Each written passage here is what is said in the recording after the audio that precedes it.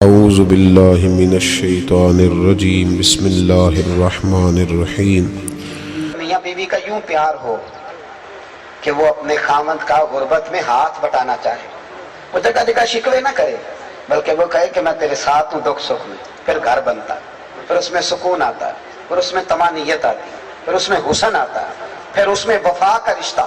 اور یہ وفا کا رشتہ دیکھیں نا، بات یاد آ گئی، نبی کریم علیہ السلام کی پیاری زوجہ سیدہ عائشہ صدیقہ فرماتی ہیں کہ نبی پاک نا اکثر گھر میں حضرت خدیجہ الکبریٰ کا ذکر کرتے ہیں، اپنی پہلی اہلیہ کا۔ میری باتوں کی سمجھ آ رہی ہے آپ حضرات؟ اکثر کہتی ہیں میرے دل میں نا رشک آتا تھا، حسد اور ہوتا ہے، رشک آتا تھا کہ کیا بات ہے خدیجہ کی کہ وصال کر گئی ہیں، لیکن حضور ذکر کہتے ہیں ایک دن نا حضور گوشت لائے گھر میں، مجھے کہا عائشہ کھانا پکاؤ۔ کہتی ہیں میں گوشت صاف کرنے لگی تو محبوب فرمانے لگے شوربہ ذرا زیادہ کرنا۔ میں نے کہا یا رسول اللہ کچھ مہمان آنے ہیں؟ فرمایا نہیں، مجھے پتہ چلا ہے مدینے میں نا خدیجہ کی کچھ سہیلیاں آئی ہیں، تھوڑا سالن ادھر بھی بھیجنا ہے۔ تو حضرت عائشہ صدیقہ کہتی ہیں بڑے ڈر کے، بڑے سوچ کے، مسجع مکفہ، مختصر فکرے، جھجک کے، اے پائے نظر ہوش میں آ یہ کوہ نبی ہے۔ کہتی بڑے دھیمے لہجے میں آنکھیں جھکا کے گوشت پہ لگا کے نا میں نے ایک ہلکا سا جملہ، میں نے کہا یا رسول اللہ صلی اللہ علیہ وسلم آپ کو اللہ نے جوان اور خوبصورت بیویاں دی ہیں، خدیجہ تو 15 سال بڑی تھی اور آپ ہر وقت خدیجہ کا ذکر کرتے رہتے ہیں۔ فرماتی میں نے جملہ کہا، اب میں نظر نہیں اٹھاتی تھی، پتہ نہیں حضور کیا فرمائیں گے، لیکن جب میں نے دیکھا حضور کا چہرہ انور پر جلال، تھوڑی دیر پہلے جلال تھا، چند لمحوں کے بعد حضور کی آنکھوں سے آنسو ٹپکنے لگے اور فرمایا عائشہ تم ہو، سودا ہو، حفصہ ہو، میمونہ ہو، تم سکھوں کے وقت آئی ہو، خدیجہ تو میرے دکھوں کی ساتھی، وہ تو میری تکلیفوں کی ساتھی۔ فرمایا لوگ مجھے پتھر مارتے تھے، میری راہوں میں کانٹے بچھاتے تھے، میں ستایا ہوا گھر لوٹتا تھا، اس وفادار عورت کے ایک ہاتھ میں دودھ کا پیالہ ہوتا تھا، ایک میں کھجوریں ہوتی تھی، دودھ پلا کے کھجوریں کھلا کے کہتی تھی محبوبہ غم نہ کرنا، اللہ بڑی شانیں عطا فرمائے گا، بڑی فتوحات دے گا۔ بھائی گھر کے اندر جب تک میاں بیوی، یہ فکر حسین بیان کر رہا ہوں، یاد رکھنا ہم اپنے ہاتھوں سے بچوں کی شادی کرتے ہیں، پھر اپنے ہاتھوں سے انہیں تباہ بھی کرتے ہیں، بسنے نہیں دیتے۔ بچے کے ماں باپ کی ذمہ داری ہے کہ بیٹے کے سامنے اپنی بہو کی تعریفیں کریں، اور لڑکی کے ماں باپ کی ذمہ داری ہے کہ لڑکے کی تعریفیں کریں۔ آپ ایک غلط بات کہہ کے نا، ایک غلط جملہ کہہ کے تیرا خامد اس طرح کا ہے، آپ تو سائڈ پہ ہو جاتے ہیں، انہوں نے 24 گھنٹے اکٹھا رہنا، ان کی زندگی میں آگ لگ جاتی ہے۔ اور نبی کریم علیہ السلام نے فرمایا وہ لعنتی ہے جو بیوی کو میاں کے خلاف اکسائے اور میاں کو بیوی کے خلاف، ملعون کا حضور نے، ابن حجر اسقلانی حدیث لائے۔ آپ کو چاہیے تھا انہیں قریب کرتے، میاں دیکھو نا، بیوی اگر چاہے تو بچے باپ کے فرما بردار ہوتے ہیں، وہ کہے تمہارا باپ کی کیا بات ہے، اس نے بڑی محنت کی، اور اگر خامن چاہے اور بچوں کو سمجھائے کہ میں تو سفر میں کہتا تھا، میں تو محنت کرتا تھا، تمہاری ماں تمہاری خدمت کرتی، وہ ڈیوٹی کرے۔ سنو قرآن مجید نے بتایا ہے 13 سال حضرت ابراہیم نہیں گئے جناب اسماعیل سے ملنے، توجہ ہے میری بات پر؟ 13 سال کے بعد جب گئے ہیں تو جا کے کہا کہ لاؤ خنجر، مجھے تو خواب آئی ہے تمہیں میں نے ذبح کرنا ہے۔ تمام مفسرین نے لکھا ہے کہ حضرت ہاجرہ نے بیٹے کے دل میں یہ بات ڈال دی تھی کہ بیٹا تیرا باپ بڑی شانوں والا ہے، ماں نے ڈالی تھی، ماں نے فرما ماں چاہے تو تباہی کر دے اور ماں چاہے تو باپ کا فرما بردار بنا دے۔ اپنے گھر پہ نظر کریں، اگر کبھی تھوڑا سا اختلاف رائے ہو بھی جائے، حضرت مولا علی کہتے ہیں میرا اور سیدہ کا رائے کا اختلاف ہو گیا اور بات میری وجہ سے بڑھ گئی، مجھے کوئی غصہ تھا بس نکلا، مولا علی کہتے ہیں بات ذرا بڑھ گئی، حضور کو پتہ چلا تو نبی کریم تشریف لائے، مولا علی کہتے ہیں مجھے پتہ تھا بات میری وجہ سے بڑھی ہے، توجہ ہے؟ چھوٹے آدمی اپنی غلطی نہیں مانتے کبھی بھی، غلطی ہمیشہ بڑا آدمی مانتا ہے۔ مولا علی سے کسی نے کہا تھا بڑا عالم کون ہوتا ہے؟ فرمایا وہ جس کو مسئلے کا پتہ نہ ہو تو کہہ دے مجھے نہیں پتا۔ امام مالک سے ہارون رشید نے کہا حضرت جی میرے سوال کا جواب دو۔ امام مالک چھوٹا مولوی نہیں، امام مالک حرمین کے امام، اس سوال کا جواب دو، تو امام مالک فرمانے لگے نہیں آتا، تحقیق کر کے بتاؤں گا۔ کہنے لگے اتنے بڑے امام ہو تو جواب نہیں آتا؟ فرمانے لگے ہارون رشید مجھے ہر سوال کا جواب آتا ہوتا پھر تو میں خدا ہوتا۔ عجیب بندے ہو بھائی، ہر بات کا بڑا آدمی ہوتا ہے جو کہتا ہے کہ نہیں مجھے غلطی لگ گئی، چھوٹے تو ڈٹ جاتے ہیں۔ اعلیٰ ظرفی کی علامت ہے، جو اعلیٰ ظرف ہوتے ہیں ہمیشہ جھک کے ملتے ہیں، کیونکہ سراہی سرنگوں ہو کر بھرا کرتی ہے پیمانے، وہ جھکتی ہے تو کسی کا پیالہ بھرتا ہے، اگر وہ بھی اکڑی رہے تو کسی کے پیالے میں کوئی چیز جائے گی۔ بہرحال جتن جتن ہر کوئی کھیڈے، کدی ہارن کھیڈ فقیرہ اور جتن دا مل کوڈی پیندائی، ہارن دا مل ہیرا، کبھی ہارنا بھی سیکھے۔ عزیز دوست، مولا علی کہتے ہیں بات میری وجہ سے بڑی، حضور کو پتہ چلا، محبوب تشریف لائے، سمجھ گئے کہ آج مولا علی کی وجہ سے معاملہ آگے بڑھا ہے، لیکن حضرت علی کہتے ہیں حضور نے بتلایا کہ گھر کیسے بنانا ہے۔ کہتے چاہیے تھا کہ مجھے حضور کچھ فرماتے، لیکن سیدہ کا بازو تھاما، کونے میں لے گئے، فرمایا فاطمہ خبردار، علی تمہارے شوہر ہیں، ضروری نہیں کہ جیسے تم کہو ویسے کریں، آج کے بعد اطلاع نہ آئے تمہارے رائے کے اختلاف کی۔ بیٹی کہہ سکتی ہے نا کہ ابا جی میری بھی تو سنے نا، میری بھی تو سنے نا، بات ان کی وجہ سے بڑی ہے، پر وہ پاک رسول کی پاک شہزادی۔ عرض کی حضور جیسے آپ کہیں گے ویسے کیا جائے گا، آئندہ نہیں موقع ملے گا۔ مولا علی کہتا ہے میں دور کھڑا تھا، بات سنی تو میری آنکھوں میں آنسو آ گئے، یہ طبقات ابن سعد میں روایت موجود ہے، کہتے میری آنکھوں میں آنسو آئے، میں تڑپ کے آگے بڑھا اور مصطفیٰ کا ہاتھ تھاما تو میں رو پڑا، میں نے کہا محبوب تیری شانوں پہ قربان جاؤں، آج کے بعد میری شکایت نہیں آئے گی، کبھی بات نہیں بڑھے گی۔ دوستو گھر بنا، اور پھر دیکھو 1000 دینار آیا، امام زین العابدین کہتے ہیں میرے والد امام حسین کے پاس 1000 دینار، سمجھ لیں ارب روپیہ، مثال دیا 1000 دینار، چند قدم کے فاصلے پر تھا آپ کا آستانہ مسجد نبوی سے۔ امام زین العابدین کہتے ہیں 1000 دینار آئے اور امام علی مقام مسجد نبوی سے نکلے اور اپنے گھر تک جاتے جاتے 1000 دینار بانٹ دیا۔ کہتے ہیں جب آخری 2 دینار ان کے ہاتھ میں تھے اور وہ فقیر کو تھما رہے تھے تو ان کے بغل سے کپڑے پھٹے ہوئے تھے، تو میں نے عرض کی ابا جی اگر 2 دینار رکھ لیتے، ایک کرتا نیا لے لیتا، تو فرمانے لگے زین العابدین تو پہلے بتا تو میں سوچتا۔ کہنے لگے حضور سمجھ آ گئی، یہ رکھنے آپ نے پھر بھی نہیں تھے، صرف سوچنا ہی تھا، آ گئی سمجھ میں بات، رکھنے نہیں تھے پھر بھی آپ نے 100 نفل پڑھتے تھے امام حسین روزانہ فرض نماز کے علاوہ، 3 دن سے پہلے پہلے قرآن پاک ختم فرماتے۔ امام علی مقام بھئی کربلا کی تو جب وقت آئے گا نا سنت ادا کرنی ہے تو یہ تو سنت ادا کرو نا امام حسین، یہ بھی سنت البدایہ و النہایہ میں لکھا ہے 9 محرم کی رات ابن سعد نے آ کے کہا حسین یا جنگ کرو یا بیعت کرو، تو امام حسین فرمانے لگے 1 رات کی مہلت دو، تو چلا گیا۔ حضرت عباس علمدار حاضر خدمت ہوئے، عرض کرنے لگے امام حسین سے کہ حضور مجھے پتہ ہے جو اب ہونا ہے وہی سویرے ہونا ہے، حضرت جی بیعت تو آپ نے کرنی کوئی نہیں، تو رات کی مہلت آپ نے مانگی ہے، تو یزیدی جانے کیا کیا سوچیں گے، کیا کیا وہ سوچیں گے کہ حسین نے مہلت کیوں مانگی ہے، مجھے پتہ ہے بیعت تو آپ نے کرنی کوئی نہیں، ہونی تو جنگ ہے۔ سمجھ آ رہی ہے نا میری بات کی، بیعت تو کرنی نہیں، ہونا تو جنگ ہے، تو حضرت جو صبح ہونا ہے وہ اب ہو جاتا۔ سنو امام حسین کے جملے تاریخ میں چمکتے ہیں۔ امام حسین فرمانے لگے عباس تو جانتا ہے نا مجھے سجدوں سے بڑا ہی پیار ہے، تو جانتا ہے مجھے قرآن پاک سے بڑی محبت ہے، تو جانتا ہے دعا اور استغفار سے مجھے بڑی دلچسپی ہے، یہ سجدہ نا آدمی کو جوان رکھتا ہے، جو مصلی سے جڑ جاتا ہے نا اس کے پاس خدائی طاقت ہوتی ہے، خدائی۔ ان لوگوں کے مصلی آباد ہوتے ہیں ان کے دل کبھی ویران نہیں ہوتے، یہ جو کہتے ہیں نا سارا کچھ ہے پر میں بور بڑا ہوتا ہوں، اس لیے بور ہوتے ہو کہ روح پیاسی ہے، یہ سجدہ مانگتی ہے، یہ آنسو مانگتی ہے، یہ رونا دھونا مانگتی ہے، یہ تڑپ مانگتی ہے، یہ سوز مانگتی ہے۔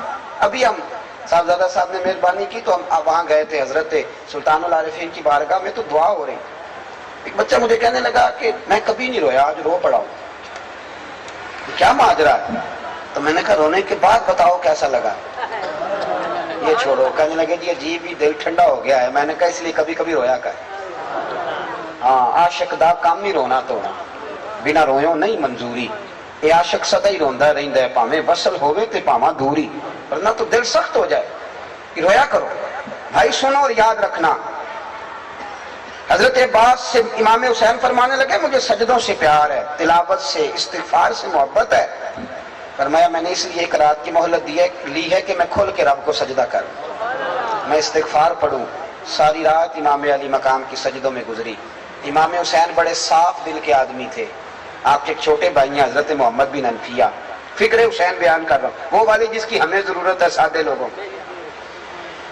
چھوٹے بھائی حضرت محمد بن حنفیہ، اسی بات میں امام حسین ان سے ناراض ہو گئے۔ امام حسین اٹھ کے چلے گئے۔ لوگوں نے حضرت محمد بن حنفیہ جی حضرت علی کی دوسری اہلیہ میں سے ہیں، دوسری زوجہ میں سے، لوگوں نے کہا کہ آپ کے بھائی حسین ناراض ہو گئے، اب کبھی پلٹ کے نہیں آئیں گے۔ فرمایا بھائی میرا ہے کہ تمہارا؟ آپ کے بھائی ہیں۔ فرمایا اگر کہو تو حسین ابھی واپس آئے۔ میں جانتا ہوں 2 منٹ کا غصہ ہے، وہ دل میں کچھ رکھ نہیں سکتے، ان کا دل بڑا صاف ہے، بے شک غلطی میری ہے، پر حسین ابھی آئے، کہا جناب آ جائیں تو کمال ہے۔ حضرت محمد بن حنفیہ نے خط لکھا، کہنے لگے بھائی آپ کے والد بھی مولا علی اور میرے بھی مولا علی، پر میرے نانا کا نام مصطفیٰ تو نہیں نا۔ حضور آپ بڑے ہیں، میں چھوٹا ہوں، لیکن مہربانی فرمائیں، کرم نوازی کریں۔ آپ نے نانا مصطفیٰ کریم علیہ السلام کا وہ فرمان تو سنا ہوگا کہ 2 بھائی ناراض ہوں، جو صلح کرنے میں پہل کرے جنت میں آگے پہلے جائے گا۔ تو حضور دل میرا کر رہا تھا میں آؤں، پر اگر میں جنت میں جاتے وقت آپ کے آگے آگے چلا تو آپ کو پوچھ ہوگی، یہ بھی تو بے ادبی ہے نا۔ اب آپ حکم کر دیں میں آ جاؤں کہ آپ آتے ہیں۔ امام حسین نے خط پڑھا تو رو پڑے، پھر سر پہ دستار باندھی۔ بھائی نے کہا کہاں جا رہے ہیں؟ آپ کی مہربانی جی آپ تشریف رکھیں، میں تو دعا لینے آیا ہوں، پیسے لینے تھوڑی آیا ہوں، اللہ آپ کو جزائے خیر عطا فرمائے۔ کہا جناب آپ کہاں جا رہے ہیں؟ فرمایا بھائی کے پاس، آپ تو ناراض تھے۔ فرمایا وہ میرا بھائی ہے، ناراضگی 2 منٹ کی تھی، ناراض کیوں رہنا ہے بھائی کے ساتھ؟ فوراً صلح، فوراً۔ اور پھر امام حسین لاجپالی کرنے والے، حضرت اسامہ بن زید بیمار ہو گئے، یہ نبی پاک کے بڑے لاڈلے غلام تھے۔ حضور فرماتے تھے اگر اسامہ لڑکی ہوتا تو میں اسے زیور پہناتا۔ حضرت امام حسین رضی اللہ تعالیٰ عنہ، حضرت اسامہ بن زید بیمار ہو گئے، 80,000 دینار کا قرضہ ہے یا 60,000 دینار کا قرضہ۔ دوستوں سے رشتہ داروں سے پوچھا پر کوئی مدد کو نہ آیا۔ ساری عمر یہ آٹا گد ہے، لکھاں کیتے نہیں پیڑے، وقت آیا تے محمد بخشا کوئی نہیں ہو بیٹھا نیڑے۔ کسی طرح بات نہ بنی تو اسامہ بن زید بیمار تھے، آخری وقت تھا، کہنے لگے جاؤ کوئی حسین ابن علی کو خبر کرو۔ امام حسین کو یہ لاجپال پیر ہوتے ہیں، کہتے ہیں خبر ملی تو امام علی مقام دوڑے آئے۔ حضرت اسامہ بن زید رو پڑے، کہنے لگے آپ کے نانا کا نوکر ہو لیکن بیمار ہو گیا، مقروض نہیں مرنا چاہتا۔ امام حسین خادم کو بھی کہہ سکتے تھے گھر پیسے پڑے ہیں لے آ، سب کو باہر نکال دیا، خود گئے، 60,000 دینار بغل میں دبایا، چادر اوپر سے اوڑھ لی، اوٹ میں دبا کے امام حسین لائے خود، جناب اسامہ بن زید کے پاس رکھ کے جو جملہ کہا وہ شاندار کہا۔ کہنے لگے اسامہ رات کوئی پیسے آئے تھے، میں سوچ رہا تھا حسین کو تو ضرورت نہیں، یہ اللہ نے کس کا نصیب میرے گھر بھیج دیا، اب پتہ چلا ہے رب نے تیرے لیے بھیجے تھے، تیرے ہی تھے یار، تیرے لیے آئے ہیں۔ امام حسین نے بڑا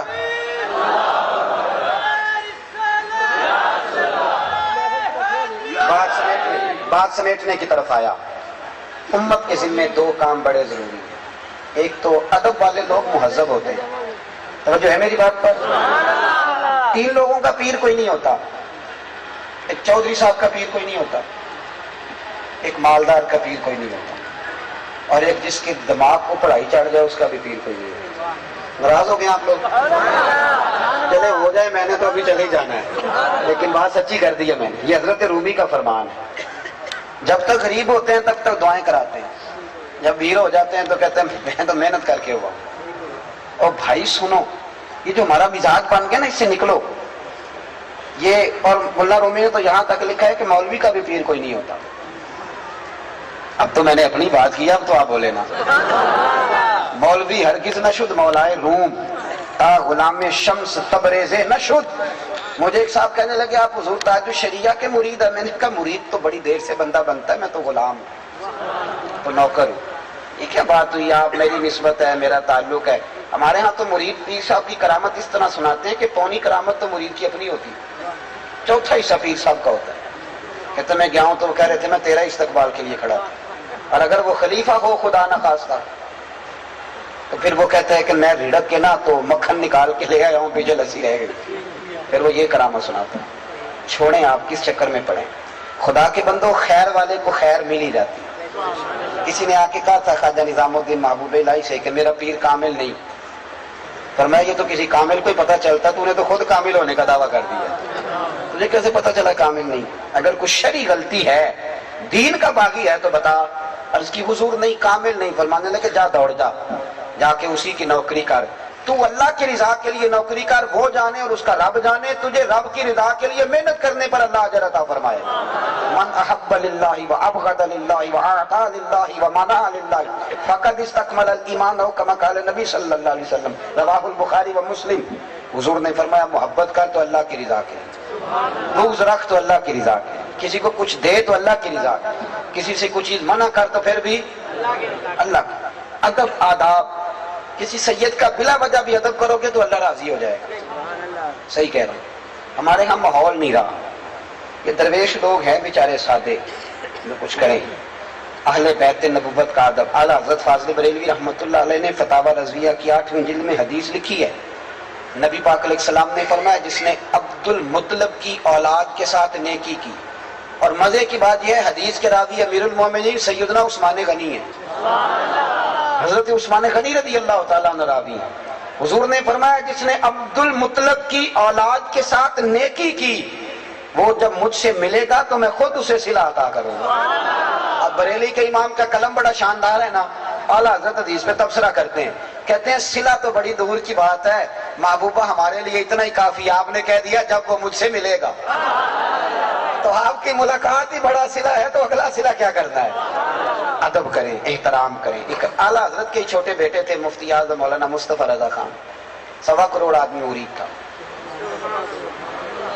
ایک ان کے مرید نے ایک نام ماننے والے سے کہہ دیا کہ میرے مرشد مفتی اعظم ہیں. کہنے لگا تمہارا سنیوں کا طریقہ ہے، جس کو بھی کہتے ہو اعظم ہی کہتے ہو، امام ہو تو امام اعظم، حضرت ہو تو اعلیٰ حضرت، تمہارا طریقہ ہے، اب مفتی اعظم کہہ لو. کہنے لگا نہیں واقعی مفتی اعظم. کہنے لگا چلو میرے ساتھ چلو، میرے سوال کا جواب دیں گے تو پھر مانوں گا نا. حضرت مفتی اعظم کے بیٹھک کے 3 دروازے تھے. ایک گھر کھلتا تھا، ایک مدرسے میں اور ایک باہر گلی میں. وہ مرید ساتھ لے کے آ گیا، آپ بیٹھے تھے. اب اس نے کہا تھا میں نے سوال پوچھنا ہے. کچھ لوگوں نے پہلیاں یاد کی ہوتی ہیں نا، علم کے لیے مسئلہ نہیں پوچھتے، کسی کا علم چیک کرنے کے لیے مسئلہ پوچھتے، اس لیے ساری زندگی فیض نصیب نہیں ہوتا. آ کے حضور مفتی اعظم سے اس نے کہا جی میرا یہ دوست ہے، یہ آپ سے کوئی سوال کرنا چاہتا ہے. آپ نے فرمایا پوچھو. توجہ ہے میری بات پر؟ بس سمیٹ رہا ہوں، پوچھو. کہنے لگا جی نبی کریم علیہ السلام کی 4 بیٹیوں کے نام بتائیں. اس بیچارے کا بڑا علم ہوگا نا، نام بتائیں. حضرت مفتی اعظم اٹھے اور جو دروازہ گھر کھلتا تھا اندر چلے گئے. تنقید والے منٹ لگاتے ہیں، تنقید کر دیتے ہیں. کہنے لگا تم کہتا تھا مفتی اعظم، انہیں تو 4 بیٹیوں کے نام نہیں آتے، کتاب دیکھنے چلے گئے. اب وہ مرید بھی پریشان ہو گیا کہ حضرت بات تو مشکل کوئی نہیں تھی. سیدہ زینب، سیدہ رقیہ، سیدہ ام کلثوم، سیدہ فاطمہ الزہرا رضوان اللہ تعالی علیہم اجمعین، آپ بتا دیتے بات ختم ہو جاتی. اندر کیوں گئے؟ سنو دوستو بزرگوں کے طریقے. تھوڑی دیر گزری، تھوڑی دیر کے بعد حضور مفتی اعظم واپس آئے تو داڑھی سے پانی کے قطرے گر رہے تھے. فرمانے لگے میں وضو کرنے گیا تھا، میں نے محبوب کی بیٹیوں کے نام کبھی بغیر وضو زبان سے ادا ہی نہیں کی. وضو کرنے گیا بغیر وضو کے ادا، یہ ایسے یہ اداب تھا، سادات کا ادب، بزرگوں کی اولاد کا ادب. آخری بات آپ سے یہ کرنی ہے، امام حسین یزید کے خلاف نکلے کیوں تھے؟ یزید تو پگڑی باندھتا تھا، داڑھی رکھی تھی، جامع مسجد دمشق میں جمعہ پڑھاتا تھا. توجہ ہے میری بات؟ یزید جمعے کا خطبہ دیتا تھا، حضرت موجود ہیں، تاریخ کی کتابیں پڑھ لیں. یزید خطبے دیتا تھا، حج پہ آ کے خطبے دیتا تھا، بڑا کچھ کرتا تھا. کیوں نکلے؟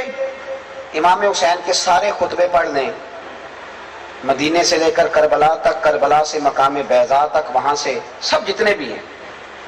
امام حسین فرماتے تھے کہ ایک تو یزید نمازیں چھوڑ کے پڑھتا ہے، دوسرا فرماتے تھے شرابی ہے، تیسرا فرماتے تھے رنڈیوں کا ناچ دیکھتا ہے جس کا آج معنی مجرا ہے، اور چوتھا فرماتے تھے اللہ کی حدود کو توڑتا ہے، اللہ کے حلال کو حرام اور حرام کو حلال کہتا ہے، لہذا مسلمانوں کا حکمران بننے کے قابل ہے. اگر بڑے شرابی کی بڑی فوٹو کے نیچے چھوٹی میری بھی لگی ہو الیکشن میں تو فکر حسینی کے یزیدی. امام حسین تو شرابی کے خلاف نکلے تھے، اور میں یہاں دل پہ الیکشن کے دنوں میں شرابی کی فوٹو لگا کے پھروں. میں کوئی کسی سیاسی جماعت کا آدمی نہیں ہوں، لیکن جو بات ٹھیک ہے، موضوع فکر حسین ہے نا. اور اگر میرے موبائل میں سارا گند بھرا ہو، ملت کا نوجوان چوکوں چوراہوں میں کھڑا ہو کے گند کرتا ہو، بے حیائی پھیلاتا ہو، ماؤں بہنوں کو دیکھتا ہو، اور سویرے وہ 2 دیگیں امام حسین کے نام کی پکا دے، تو وہ تو کردار تو یزیدی ہے. سارا کردار تو یزیدی ہے. 2 شخص دنیا میں کوئی کارنامہ سر انجام نہیں دے سکتے، ایک جو حرام رزق کھاتا ہے، دوسرا جس کی نظر میلی رہتی ہے. یاد رکھو، کسی میدان میں کھڑے نہیں ہو سکتے. امام حسین نے جہاد کیا بے حیائی کے خلاف، فحاشی کے خلاف، بچے قربان کر دیے، اور امت میں فحاشی، بے حیائی، شراب کباب کو عام ہونے خدا را. واپس لوٹو ملت کے جوانوں، اپنے بزرگوں سے جڑو، آستانوں پہ لوٹ آؤ. ذکر کی مستیاں، اللہ کے جلوے، حق باہو سچ باہو کے نعرے، یہ آپ کو کیف دیں گے، یہ آپ کو سرور دیں گے، یہ آپ کو ٹھنڈا کر دیں گے. یہ سکون آور جگہ ہیں. خدا را فحاشی، عریانی، بے حیائی، اس سے باہر آؤ. زندگی کی رعنائیاں رسول اللہ کے نام پہ مزہ لینے میں، نبی کریم کی محبت آپ کو ٹھنڈا کرے. یہ وہ لذت ہے. اقبال کہا کرتے تھے، خرد کی گتھیاں سلجھا چکا ہوں، یا رب مجھے صاحب جنوں کر دے. بھائی، امام حسین کی فکر سچائی ہے، رزق حلال ہے، غریب کی مدد ہے، فاقہ کر کے زندگی گزارنا ہے، سادگی میں رہنا ہے، عاجزی میں رہنا ہے، سجدوں سے پیار کرنا ہے، دین کا پرچم بلند کرنا ہے. اس شاہ مشرقین کی، اس نور عین کی مطلوب ہے جہاں کو قیادت حسین کی. ہر سو یزیدیوں کا زمانے میں زور ہے، منشور آج پھر ہے ضرورت حسین کی.